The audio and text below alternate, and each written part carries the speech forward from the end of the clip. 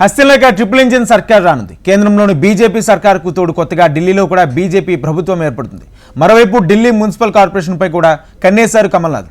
ఇక కొత్త ముఖ్యమంత్రి ఎంపికపై కసరత్తు ముమ్మరం చేసింది బీజేపీ. ఈ పదవి రేసులో కేజ్రీవాల్ను ఓడించిన పర్వేష్ వర్మ ఇప్పటికే ముందున్నారు. మరికొందరు పేర్లు కూడా తెర మీదకు వస్తున్నాయి. ప్రధాని మోడీ విదేశీ పర్యటన తర్వాత ఢిల్లీలో కొత్త ప్రభుత్వం కొలువుదీరబోతుంది.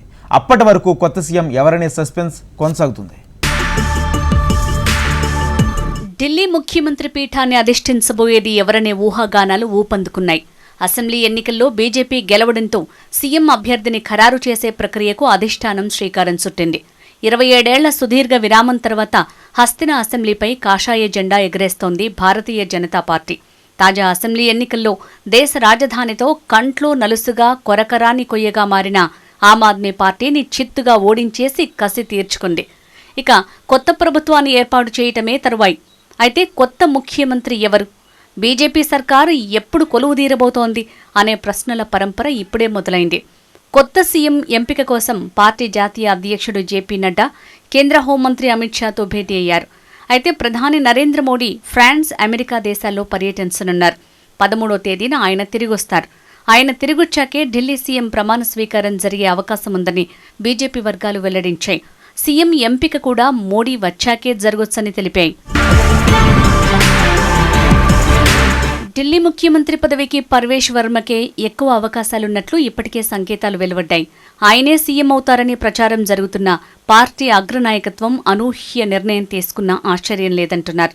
ఇటీవల అసెంబ్లీ ఎన్నికలు జరిగిన మధ్యప్రదేశ్, రాజస్థాన్, ఛత్తీస్గఢ్, ఒడిశాల్లో పెద్దగా పేరు ప్రఖ్యాతలు లేని నేతలను ముఖ్యమంత్రులుగా బీజేపీ నియమించడం తెలిసిందే. సీఎం పదవి ఎంపికలో సామాజిక సమీకరణాలు, భవిష్యత్ అవసరాల్ని కూడా పరిగణనలోకి తీసుకుంటున్నారు.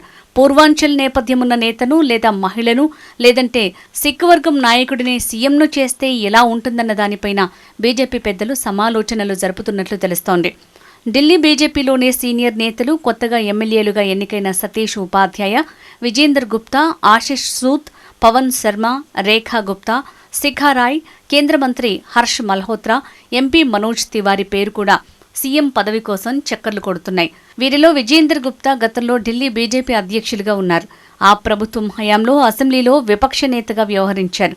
సతీష్ ఉపాధ్యాయ కూడా గతంలో పార్టీ అధ్యక్షునిగా పనిచేశారు. ఆర్ఎస్ఎస్తో సత్సంబంధాలున్నాయి. ఇక ఆశిష్ సూద్కి దక్షిణ ఢిల్లీ నగరపాలక సంస్థ నడిపిన అనుభవం ఉంది. ప్రస్తుతం ఆయన అస్సాం రాష్ట్రానికి పార్టీ సహబాధ్యునిగా ఉన్నారు.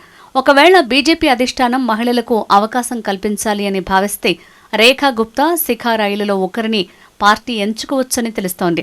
ఎమ్మెల్యేలను కాకుండా సిట్టింగ్ ఎంపీలో ఎవరినైనా సీఎం పీఠంపై కూర్చోబెట్టాలని భావిస్తే మాత్రం హర్ష్ మల్హోత్రా, మనోజ్ తివారీలలో ఒకరికి అవకాశం దక్కొచ్చు.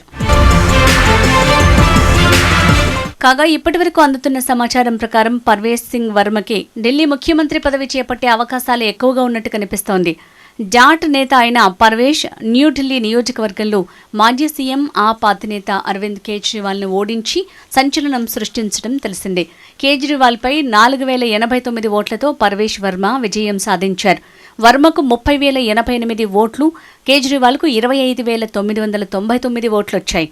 కాంగ్రెస్ అభ్యర్థి సందీప్ దీక్షిత్ కేవలం 4,568 ఓట్లు సాధించారు.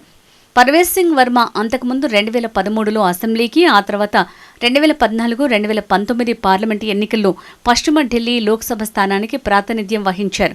పర్వేష్ వర్మ తండ్రి సాహిబ్ సింగ్ వర్మ గతంలో ఢిల్లీ ముఖ్యమంత్రిగా పనిచేశారు.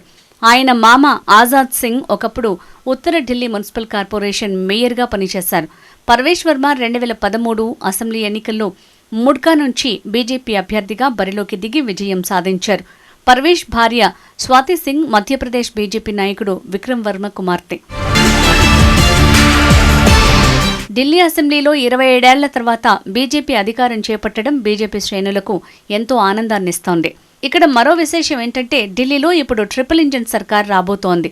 సాధారణంగా కేంద్రంలో, రాష్ట్రంలో ఒకే పార్టీ అధికారంలో ఉంటే డబుల్ ఇంజిన్ స్పీడ్తో అభివృద్ధి జరుగుతుందని బీజేపీ నేతలు చెప్తుంటారు. ఈ ప్రచారం బాగానే ఫలించింది. అయితే ఢిల్లీ ప్రజలకు మాత్రం ట్రిపుల్ ఇంజిన్ ప్రభుత్వం అనుభవంలోకి రానుంది. అత్యంత కీలకమైన Delhi municipal corporation mayor MCD ఎన్నిక 2 నెలల్లో జరగనుంది. ఈ ఎన్నికల్లో బీజేపీ నెగ్గితే దేశ రాజధానిలో ట్రిపుల్ ఇంజిన్ ప్రభుత్వం కొలువుదీరినట్లే అంటున్నారు. ఎంసీడీలో బీజేపీకి ప్రస్తుతం 120 మంది, ఆమ్ ఆద్మీకి 122 మంది కౌన్సిలర్లున్నారు. అయితే లోక్సభ, అసెంబ్లీ ఎన్నికల నేపథ్యంలో ఎంసీడీలో బీజేపీ బలం పెరిగింది. రాష్ట్రంలో బీజేపీ ప్రభుత్వం కొలువుదీరగానే మేయర్పై అవిశ్వాస తీర్మానం పెట్టి గద్దె దించాలని పార్టీ అధిష్టానం నిర్ణయానికి వచ్చినట్టు సమాచారం. తర్వాత మేయర్ పదవిని సొంతం చేసుకోవాలని భావిస్తున్నట్లు తెలుస్తోంది. ఈ దిశగా వ్యూహరచన చేస్తున్నారు కమలనాథులు.